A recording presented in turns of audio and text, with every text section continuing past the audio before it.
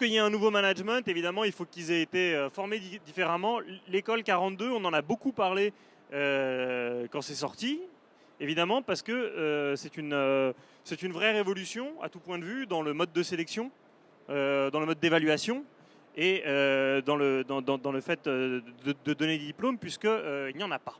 C'est ça. C'est ça.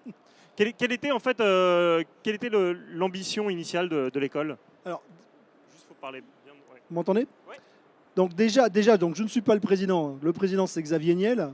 Qui ça? Xavier Niel, avec qui on a créé l'école en l'occurrence. Donc l'idée de base, elle est assez simple, c'est on était en face d'une situation où les entreprises du secteur du numérique ne trouvent pas les ressources humaines qu'elles cherchent dans tout ce qui tourne autour de la programmation, du réseau, enfin tout ce qui touche d'une façon large ce qu'on appelle les codeurs ou en tout cas le staff technique. Donc on a une grosse pénurie puisqu'on considère qu'il manque à peu près 100 000 informaticiens en France, hein, ça c'est les chiffres du Syntec. Bon, tout le monde n'est pas d'accord sur le chiffre, mais globalement l'étude d'avant, c'est-à-dire 4 ans avant, il en manquait 50 000. Donc on sait que cette situation s'aggrave. Et donc l'idée de base, elle est de se dire, il faut qu'on fabrique plus de gens, plus de ressources humaines techniques. Et donc l'idée, c'est d'aller les chercher à des endroits où on ne les trouve pas habituellement. Hein, donc traditionnellement, les ressources techniques en France, elles sortent des grandes écoles, donc des écoles d'ingénieurs, un tout petit peu de l'université, hein, et du coup, il y en a assez peu.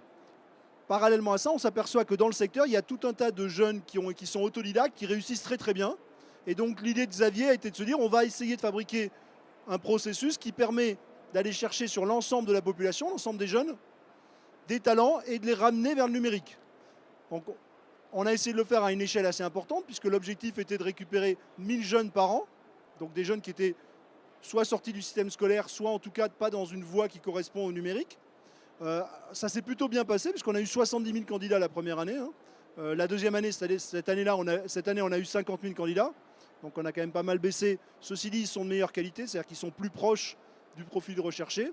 Voilà les grandes lignes. Alors, comment est-ce qu'on arrive à 70 000 candidats? Parce que bien sûr, il y a eu une grosse campagne de com, mais comment est-ce que vous allez les chercher, ceux justement qui sont pas dans les filières scolaires habituelles? Il y a une campagne de com, on n'a pas dépensé un seul centime en com. Une grosse campagne de presse, pardon. Non mais ce que je veux dire par là, c'est qu'on n'a pas fait d'effort, on n'a pas été les chercher. On a un site web en ligne sur lequel il y a marqué inscrivez-vous, et il y a 70 000 personnes qui ont démarré, et il y a des tests pour valider que les gens ont le niveau, et donc il y a 70 000 personnes qui ont démarré le processus de test. Bon, il n'y en a que 20 000 qui le finissent, hein. Donc il y a aussi beaucoup de curieux, de journalistes et différents... Moi je m'y serais pas risqué, hein, parce que bon, quand... Bah, après, même si vous réussissez, on ne vous oblige pas à venir. Alors justement, c'est un peu le parcours du combattant pour réussir à intégrer l'école. On ne vous demande pas d'avoir de diplôme particulier, on vous demande d'être bon et on vous demande d'être très motivé. J'ai moi-même un ami qui a essayé de venir chez vous, qui n'avait pas été pris, mais il a quand même été rappelé pour refaire les tests parce qu'il était allé jusqu'à la piscine et il avait fait montre d'une motivation extrême. Comment est-ce que vous arrivez à détecter à l'intérieur qui sont ceux qui vraiment sont les talents que vous voulez avoir dans l'école? Disons qu'aujourd'hui, on cherche un profil qui est un peu compliqué. On cherche quelqu'un qui est passionné d'informatique. On cherche quelqu'un qui est créatif et qui est collaboratif et qui est très adaptable. Donc on va avoir un processus de sélection qui est en ligne, si vous voulez, assez simple. Globalement, ce sont des tests de cognition, donc des tests de QI, hein, à peu près, c'est pas tout à fait ça, mais enfin pas loin. Donc on va valider un niveau, je dirais, disons que le cerveau fonctionne, et après on va se baser sur ce qu'on appelle la piscine. C'est-à-dire qu'on va demander aux jeunes de venir pendant 4 semaines chez nous à plein temps. Et quand je dis à plein temps, c'est 15 heures par jour, 7 jours par semaine. Okay, pendant cette période-là, on va faire tout un tas de tests informatiques.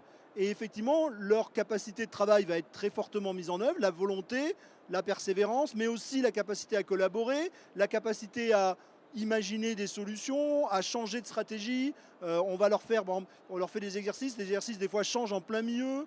On va, par exemple, effacer leurs fichiers. Enfin, on crée une situation compliquée et on va voir comment ils réagissent. Et donc, on a tout un tas de, si vous voulez, on a tout un tas de marqueurs qui fait qu'un étudiant va être pris ou pas en fonction de ça. Et effectivement, après, l'étudiant, une fois qu'on ne l'a pas pris, il peut aussi faire appel et nous expliquer pourquoi il a raté certains éléments et on peut le réinjecter dans le processus, quoi. Donc effectivement, on est assez souple, on cherche des talents.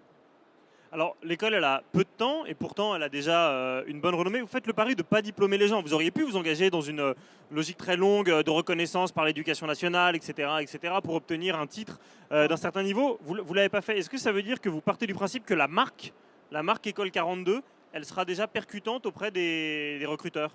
Alors, on fait deux. Ouais, il y a deux composantes sur cette question. En fin de compte, est-ce qu'on aurait pu avoir la reconnaissance? Ça, c'est une question. Et aujourd'hui, est-ce qu'il y en a besoin? Est-ce qu'il y en a besoin? C'est clairement non. Aujourd'hui, on vient d'envoyer à peu près 750 étudiants en stage. On a eu 14 000 demandes de stage. Donc, on est largement au-delà de trucs. Donc, il n'y a pas de problématique d'emploi. Et on a plusieurs boîtes qui ont déjà proposé d'embaucher tous les étudiants en sortie avec un salaire moyen à 45 000. Donc, on n'a pas de problème ni de sortie, ni de placement. Dans l'autre sens, est-ce qu'on pourrait avoir les reconnaissances d'État? Non. C'est-à-dire qu'aujourd'hui, on a créé 42 pour ne pas avoir les reconnaissances, parce que la reconnaissance implique un certain nombre de contraintes et même de façon de penser. Si vous voulez, le principe même d'une formation en France, c'est ce qu'on appelle un référentiel de compétences. C'est-à-dire qu'une école, c'est une usine pour fabriquer des pièces détachées de l'industrie. C'est-à-dire qu'il faut que les pièces détachées soient conformes à une norme. Nous, on pense le contraire. On essaie de fabriquer des individus tous différents, qui se complètent et qui ensemble sont plus forts. Alors qu'une école, elle va fabriquer toujours le même. Et elle s'engage à ça. C'est-à-dire quand elle signe un document disant voilà mon référentiel de compétences, ça veut dire que je fabrique ce produit. Nous, on pense que chacun est différent. C'est-à-dire qu'on a des équipes avec des gens très performants dans un domaine, très mauvais dans un autre, mais qui savent collaborer et tirer le meilleur d'eux-mêmes chacun. Donc c'est un paradigme de formation qui est totalement différent. On fait sur 42, il n'y a pas de transmission de connaissances. C'est-à-dire qu'on n'enseigne rien. Il n'y a pas de prof, il n'y a pas de cours. On n'est pas dans un système où on fabrique, si vous voulez, le modèle éducatif classique occidental est un système de reproduction. C'est-à-dire que vous avez des profs qui essayent de se reproduire dans les étudiants. Okay, ce n'est pas du tout notre objet, quoi. Nous, on est un système de développement personnel. On développe chaque étudiant au mieux qu'il peut. Et on lui apprend surtout à collaborer avec les autres. Alors je vois qu'on est en fin de journée, ce que j'avais commencé à entendre, il y a des profs qui veulent se reproduire avec les étudiants. Non. Dans les étudiants. Voilà, c'est compliqué. Question stupide, mais voilà. 750 étudiants, 14 000 demandes. Ouais. Pourquoi ne pas avoir 14 000 étudiants? Parce qu'on n'a pas assez de chaises. C'est aussi simple que ça. Très clairement, on aurait les locaux qu'il faut, ça ne changerait rien, on pourrait faire 14 000 étudiants. Ouais. Mais donc question induite, est-ce que la volonté c'est de faire x10? En tout cas, pas dans l'immédiat, il y a un problème de ressources. Il y a bêtement un problème de ressources. Et je repense juste à ce que disait Ludovic précédemment sur les SS2I qui se comportent mal. J'imagine que quand on forme différemment des jeunes talents, on espère que demain, quand ils seront dans l'entreprise, ils se comporteront différemment. Qu'est-ce que les... Donc je ne sais pas comment est-ce qu'on dit, parce qu'on ne dit pas diplômés, du coup s'ils ne sont pas diplômés, mais qu'est-ce que les alumni de l'école 42 mettront en place de différents pour redonner du sens au travail et éviter que les mecs se barrent? Je pense qu'ils ont la chance de pouvoir choisir leur entreprise, quoi. Donc c'est pas le problème, il ne se pose pas comme ça. C'est qu'est-ce que les entreprises vont faire pour les avoir, quoi. Aujourd'hui, ce soir, on a le DG de Google qui vient parce qu'ils veulent les prendre, quoi. Ils en ont pris une quinzaine aux États-Unis. Le retour, c'est leur dire il faut en trouver plus. Donc ils feront ce qu'il faut pour les trouver. Vous voyez, on n'est pas dans la situation où les étudiants doivent travailler avec les entreprises. On est dans la situation où les entreprises ont besoin des talents. Aujourd'hui, un groupe d'une dizaine de personnes peut avoir plusieurs milliards de valeur ajoutée, quoi. Donc il faut juste les trouver, quoi. Donc le problème, il ne se pose pas comme ça. C'est en fin de compte, déjà, on va avoir vraisemblablement autour de 30-40% qui vont créer leur propre entreprise. Donc on a un incubateur, on a ce qu'il faut pour ça. Mais au-delà de ça, dans les entreprises, les entreprises auront besoin de fabriquer les structures qu'il faut pour les accueillir. Ou alors elles se priveront de la valeur ajoutée qui va avec et leurs concurrents l'aura, quoi. Donc c'est aussi simple que ça, on est dans un marché, quoi. Est-ce qu'il y a une question pour l'école 42? Oui, une question. C'était un index très volontaire, hein. Je ne sais pas si la question le sera autant, mais attention. Est-ce que vous avez été contacté par d'autres écoles, pas forcément l'éducation nationale, mais en tout cas des écoles de commerce ou d'autres écoles pour essayer de prendre les bonnes choses de votre école finalement? Aujourd'hui, on a un grand nombre de partenariats avec plusieurs écoles, dont par exemple HEC, Harvard, Stanford, et on a une trentaine d'étudiants du MIT qui viennent passer le mois de janvier chez nous. Donc on a des partenariats. Aujourd'hui, des écoles qui veulent répliquer le modèle, il n'y en a pas tant que ça parce que c'est assez compliqué, quoi. Déjà, moi j'ai travaillé pas mal dans les écoles, si vous allez expliquer aux facultés qu'il faut enlever les profs, c'est compliqué, quoi, vu qu'ils sont constitués de profs. Donc aujourd'hui, il y a assez peu de structures qui veulent répliquer. Par contre, il y a beaucoup de structures qui sont curieuses. Il y a beaucoup de structures avec lesquelles on a collaboré où les résultats sont très intéressants pour nos étudiants comme pour les leurs. Donc ils sont très intéressés par le fait de mélanger les populations. Après, répliquer, c'est une autre histoire. Vous savez, une école, c'est complexe, hein, c'est un gros truc en général. Et moi j'avais participé à une conférence à l'université de Louvain il y a 4-5 ans sur la pédagogie. La conclusion du speaker à la fin, c'est on sait tous ce qu'il faut faire et on sait tous qu'on ne pourra pas y arriver. C'est à peu près, c'est assez simple. La conduite de changement dans les universités, c'est pas... Vous voyez, moi je voudrais être tout sauf président d'université. C'est très compliqué. Ça doit être très très très frustrant. Donc, mais en attendant, oui, on a beaucoup de partenariats. Répliquer, c'est beaucoup plus compliqué. D'accord.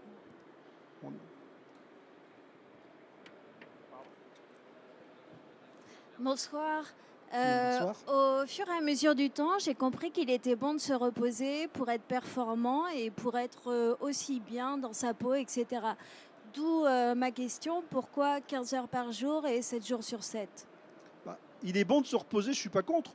C'est juste une question, il n'est pas tout le temps bon de se reposer. Après, les étudiants, ils gèrent leur temps comme ils veulent. Il y a pas de, quand je dis 15 heures, c'est dessiné pour 15 heures par jour. Après, ils font ce qu'ils veulent. Vous voyez ce que je veux dire? Dans la vie, on a des ambitions à des moments donnés. Il y a des moments où on travaille beaucoup, et des moments où on travaille moins, etc. Chacun a géré ses choix. Il est très bon de pouvoir se reposer. Il n'est pas bon d'obliger les gens à se reposer quand ils n'en ont pas envie. Il n'y a pas de cas de burn-out signalé chez les sympathisants de 42? On n'a pas de burn-out, mais on a des étudiants qui effectivement sont crevés et à certains moments vont planter. Moi j'ai vu des étudiants planter des projets parce qu'ils avaient tellement travaillé qu'ils sont endormis juste avant et ils ont eu zéro.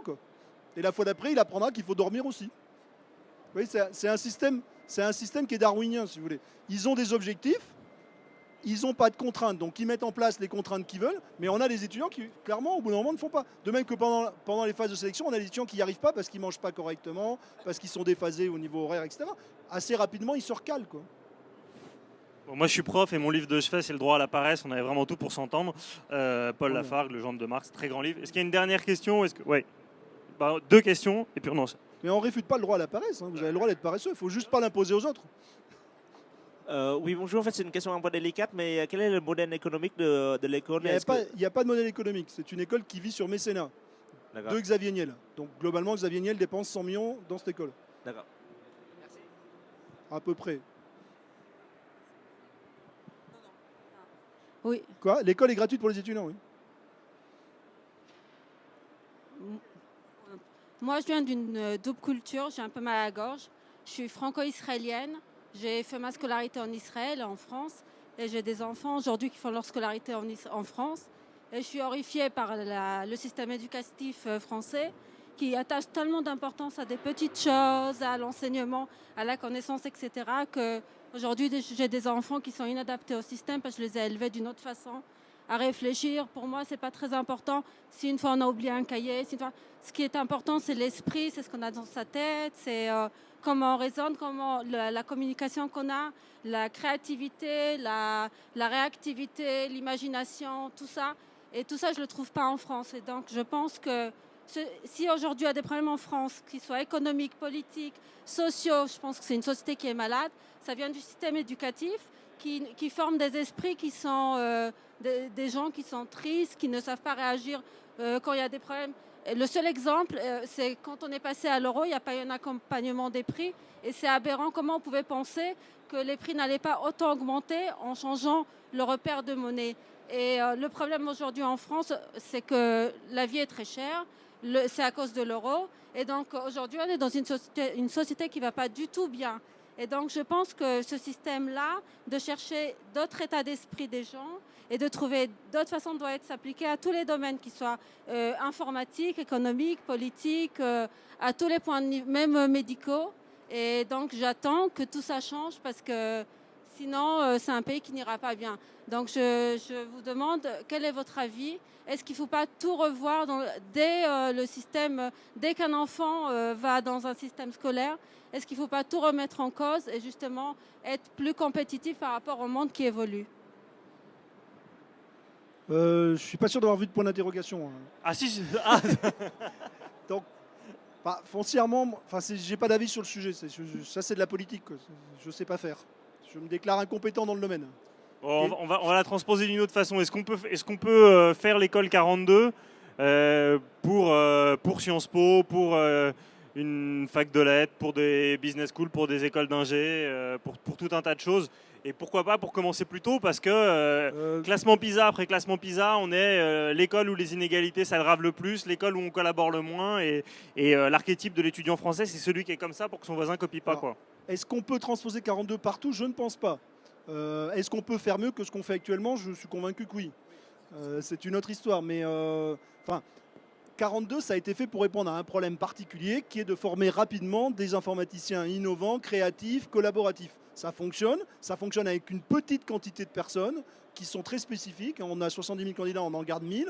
On pourrait certainement faire 4, 5, 10 fois plus, je pense, mais ça ne s'adapte certainement pas à tout le monde. C'est-à-dire que je pense que si on faisait ça de façon générale à tout le monde, il y en aurait beaucoup cette fois-ci qui auraient des gros problèmes de burn-out, etc. C'est-à-dire que c'est un modèle. Moi, je pense que le problème essentiel du système en France, c'est qu'il est trop monolithique.